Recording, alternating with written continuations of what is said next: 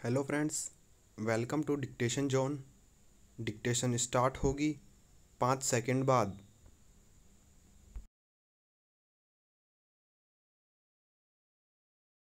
लोकसभा हो या राज्य, विधानसभा हो या फिर विधान परिषद, सभी जगह देश और राज्य के विकास और जनता की मूलभूत सुविधाओं के विस्तार पर सार्थक बहस होनी चाहिए। सत्ता पक्ष विपक्ष की सुने और विपक्ष सत्ता पक्ष के जवाब को सुने और गलत होने पर उसका विरोध करे। किसी भी सदन के चलाने पर लाखों रुपए खर्च होते हैं, जो जनता द्वारा दिए गए टैक्स का अंश है। लेकिन पिछले कुछ अरसे से सदन अखाड़े में तब्दील हो गए हैं। कई बार अनावश्यक अड़ियल रवैये के चलते सदन का समय बर्बाद करने की जैसे परंपरा शुरू हो गई है। यह परंपरा सीधे सीधे जनता के धन के साथ खिलवाड़ है। सदन में इसके लिए सत्ता पक्ष जिम्मेदार है, फिर विपक्ष जिम्मेदार है। यह बात दोनों पक्ष अच्छी तरह से जानते हैं। ऐसी स्थिति में अगर जनप्रतिनिधियों के रवैये पर आने वाले समय में जनता प्रश्न खड़े करते हुए सड़कों पर उतरने पर मजबूर हो जाए तो कोई अतिशयोक्ति न होगी। सत्ता और विपक्ष में तनातनी कोई नई बात नहीं है। अगर ऐसा न हो तो लोकतंत्र, यह तो संसदीय लोकतंत्र की प्रक्रियागत खूबी है, और यदि यह सकारात्मक रही तो इससे देश व व्यवस्था को सही दिशा ही मिलती है। जनता से जुड़े सैकड़ों मसले हंगामे और विरोध की भेंट चढ़ जाते हैं, लेकिन यह टकराव जब संवादहीनता की ओर मुड़ जाए या जिद का मसला बन जाए तो इसका खामियाजा अंततः जनता व लोकतंत्र को उठाना पड़ता है। वास्तव में यह देखना दयनीय है कि जब कांग्रेस को विपक्ष का नेतृत्व करते हुए उसे दिशा देनी चाहिए, तब वह खुद दिशाहीन दिख रही है।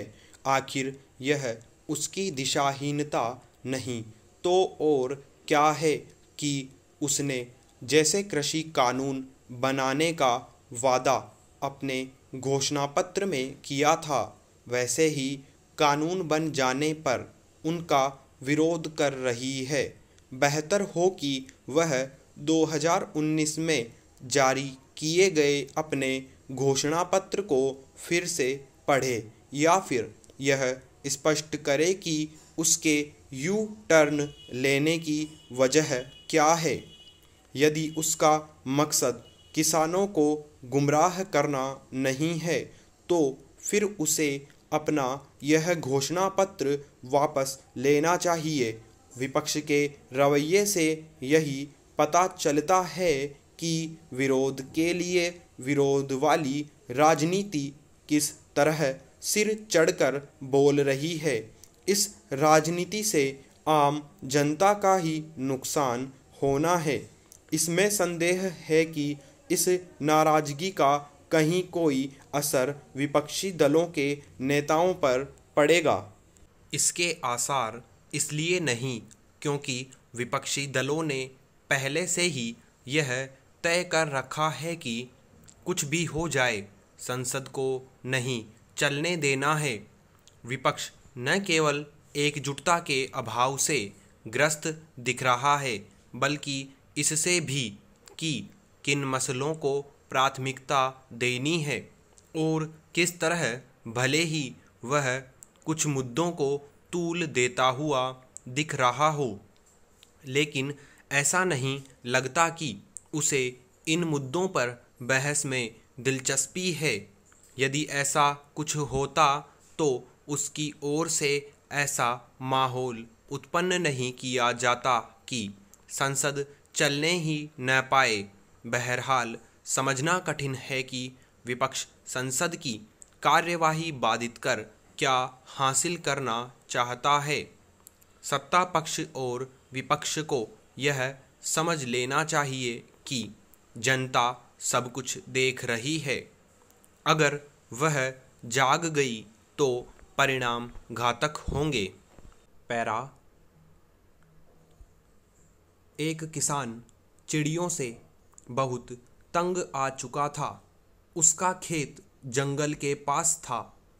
उस जंगल में पक्षी बहुत थे। किसान जैसे ही खेत में बीज बोकर पाटा चलाकर घर जाता, वैसे ही झुंड के झुंड पक्षी उसके खेत में आकर बैठ जाते और मिट्टी कुरेद कुरेद कर बोए बीज खाने लगते। किसान पक्षियों को उड़ाते उड़ाते थक गया। उसके बहुत से बीज चिड़ियों ने खा लिए। बेचारे को दोबारा खेत जोतकर दूसरे बीज डालने पड़े। इस बार किसान एक बहुत बड़ा जाल ले आया और उसने पूरे खेत पर जाल बिछा दिया। बहुत से पक्षी खेत में बीज चुगने आए और जाल में फंस गए। एक सारस पक्षी भी उस जाल में फंस गया। जब किसान जाल में फंसी चिड़ियों को पकड़ने लगा तो सारस ने कहा, माई बाप, मुझ गरीब पर कृपा कीजिए। मैंने आपकी कोई हानि नहीं की है।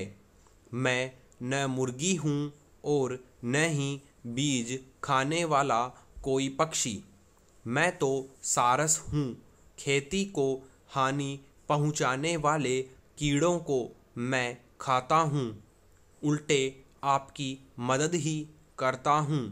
मुझे छोड़ दीजिए। किसान क्रोध में भरा था। वह बोला, तुम कहते तो ठीक हो, पर आज तुम भी उन्हीं चिड़ियों के साथ पकड़े गए हो जो मेरे बीज खा जाया करती है। तुम भी इन्हीं के साथी हो। तुम इनके साथ आए तो इनके साथ दंड भी भोगो। इसलिए कहा जाता है, जो जैसे लोगों के साथ रहता है वह वैसा ही समझा जाता है। बुरे लोगों के साथ रहने में बुराई न करने वाले को भी दंड और अपयश मिलता है। कहा भी जाता है, जैसा संग वैसा रंग। इसलिए अपनी संगति चुनने में अति सावधानी बरतनी चाहिए।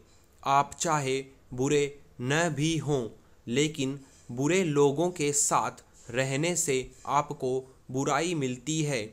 अच्छे लोगों के साथ रहने से चाहे आपको यश न मिले, लेकिन बुरे और घटिया लोगों का संग करने से अपयश जरूर मिलता है। दूसरे लोग समझते हैं यह भी ऐसा ही होगा।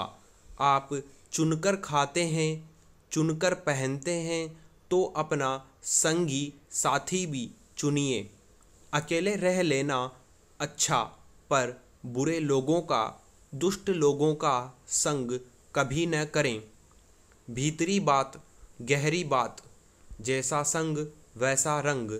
जैसा पानी वैसी वाणी। जैसा अन्न वैसा मन। जैसी दृष्टि वैसी सृष्टि।